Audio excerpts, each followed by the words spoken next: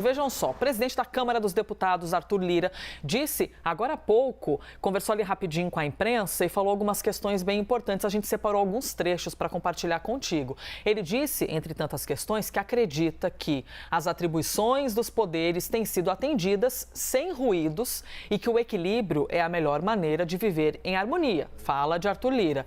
Esse momento vem após críticas recorrentes, de parlamentares a ministros do Supremo e às divergências entre Câmara dos Deputados e Senado Federal. Vamos ouvir esse trecho. A Constituição ela é o caminho para isso, né? Ela delimita claramente quais são as atribuições de cada poder, quais são os limites constitucionais, quais são as suas atribuições, quais são os seus deveres, quais são os seus direitos. Eu penso sempre que o equilíbrio entre os poderes é a melhor maneira de você viver em harmonia, que é o que se prega, independência com harmonia. E eu posso falar só pela Câmara, eu não posso falar pelos outros poderes. E com a Câmara eu posso afirmar que ela sempre se conteve dentro dos seus limites constitucionais e assim permanecerá. Bora dar uma contextualizada aqui em quais são essas tretas, que estão ocorrendo, Juliana Lopes. Ali dentro do trabalho da Câmara dos Deputados, a gente estava até agora há pouco falando sobre esse debate envolvendo o Rodrigo Pacheco e as discussões sobre, por exemplo, os tempos de medidas provisórias. Aí a gente também tem o debate sobre o questionamento do trabalho dos ministros. Enfim, Arthur Lira está vindo ali dar uma justificada bem institucional, né? A gente tem 3 pontos, importantes.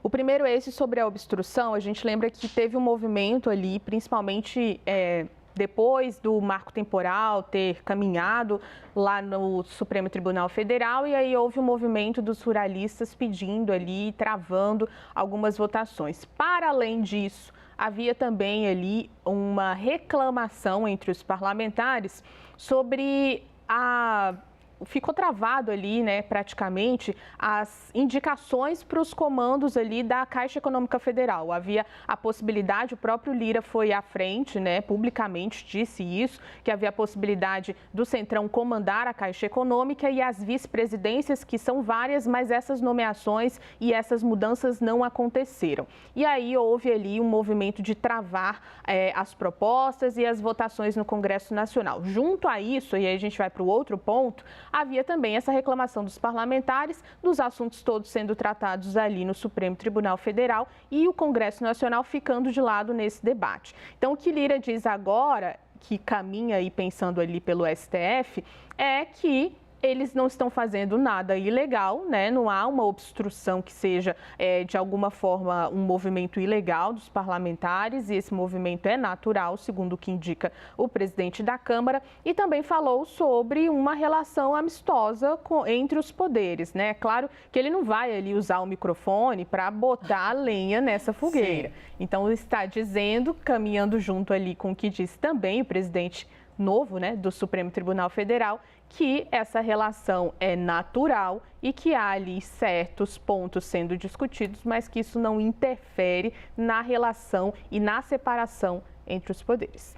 Uma coisa é o que eles dizem ali ao telefone, entre eles, nas conversas de WhatsApp. E outra coisa, minha gente, é o que eles falam quando estão em frente aos microfones, porque eles sabem a importância de tudo aquilo que é dito. Eu vou aproveitar que Juliana Lopes já destacou pra gente essa questão das obstruções, de que maneira a oposição está tentando segurar uns assuntos, porque Arthur Lira falou justamente sobre isso, sobre esse segurar alguns aspectos do trabalho na Câmara. Ele disse que é do jogo, é do processo legislativo e tem que se respeitar. Vamos ouvir.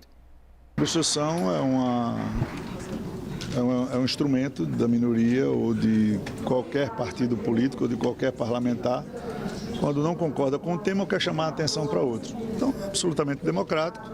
Se a obstrução tiver êxito, ganha. Se não tiver êxito, as pautas andam. Eu, como presidente da casa, sempre vou ouvir a todos, conversar com todos e tentar encontrar as soluções. Eu penso que, originalmente, essa obstrução não tem nada a ver nem com o parlamento, nem com a pauta. São questões que estão em discussão no Poder Judiciário, que muitos parlamentares não concordam, mas do processo legislativo a gente tem que respeitar. Renata Agostini, conta pra gente a verdade. Arthur Lira falou ali institucionalmente que é do jogo, tem que se respeitar. Mas o que está acontecendo? Estão barrando muitos assuntos? Você falou com a gente sobre isso mais cedo.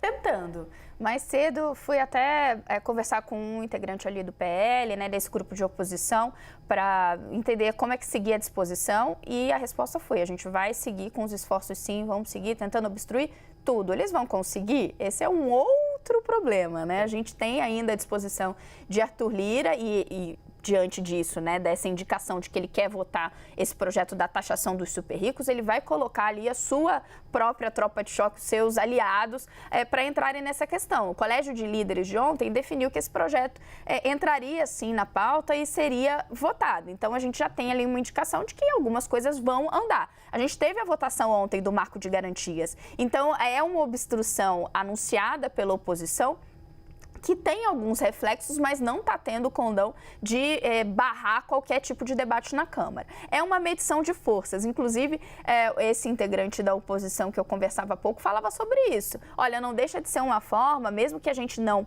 bloqueie todos os temas, de ir tentando enfraquecer Arthur Lira. Nesse momento, o que a oposição vê é Arthur Lira como um entreposto entre o Legislativo e o próprio Palácio do Planalto, porque Lira foi o fiador desse acordo que levou o Centrão para dentro do governo recentemente, né? Tanto o partido de Lira, PP, quanto republicanos ganharam ministérios e tem negociação para que eles ganhem mais cargos. Então, o contexto é esse.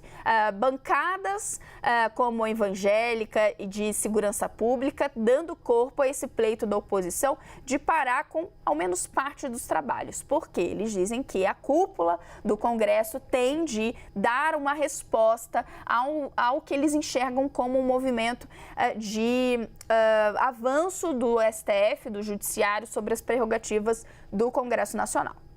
Leandro Rezende, a gente teve um primeiro semestre de muitos assuntos importantes ao governo federal sendo ali desenrolados dentro do Congresso, principalmente aquilo que dizia respeito à Fazenda. Nesse segundo semestre, a gente está vendo, levando em conta aí a fala de Arthur Lira, um Congresso mais resistente? O trabalho tem sido mais difícil para o governo Lula? A gente tem tentando resumir, né, dois consórcios em atuação na Câmara dos Deputados. Um que é formado pelo governo e pelo Centrão, que consegue aprovar pautas econômicas, notadamente. E um outro, que a Renata mencionou agora, que é formado pelo Centrão e ali pelos ruralistas, pelos evangélicos, que está atuando ali para obstruir, e a oposição, para obstruir algumas pautas de interesse do governo. A questão é qual consórcio vai ser mais forte. Coloca aí essa negociação do que o governo precisa aprovar muito para o dia a dia, de fato. E em determinados momentos, sobretudo as pautas econômicas, o governo consegue, enfim, ultrapassar as barreiras aí que a oposição, nesse consórcio com os ruralistas, evangélicos e o próprio Centrão, essas coisas têm várias interseções, mas às vezes o governo consegue avançar e precisa muito do Congresso para aprovar as medidas de aumento da arrecadação.